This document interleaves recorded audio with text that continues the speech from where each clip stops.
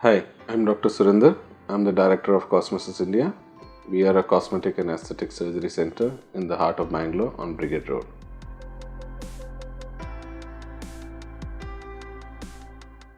A lot of women come to us post-pregnancy or post-childbirth and post-breastfeeding with a complaint of asymmetrical breasts. Asymmetrical breasts being that one breast is bigger or smaller than the other one, or one breast sags more or sags less than the other one. It is a very common problem in the sense that even in the normal population, 99% of the women you see the left and the right breast are not of the same size.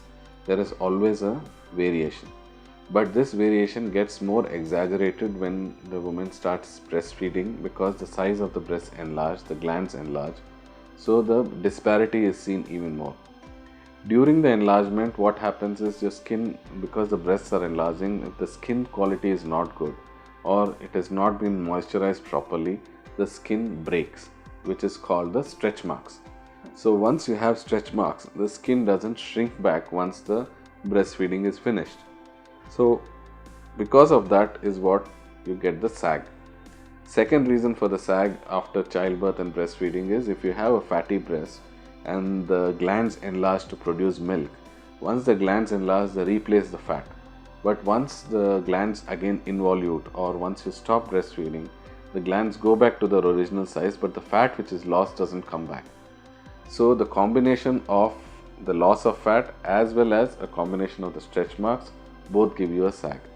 And because, as I said, both the breasts may be asymmetrical to start off with, once the breastfeeding and the childbirth and everything has finished, the disparity may be even more. What can be done to correct it? If the volume is good enough, then we can do a differential breast lift where we do more on one side and less on the other side to try and bring them both to a common size and a common level. Or secondly is you can do a differential augmentation with a lift where we do the implants on both sides, but we do a lift more on one side to bring it to the proper level to correct the asymmetry. So there are two things. We have to correct the volume asymmetry and then we have to correct the level asymmetry, that is the level of the nipple and the skin.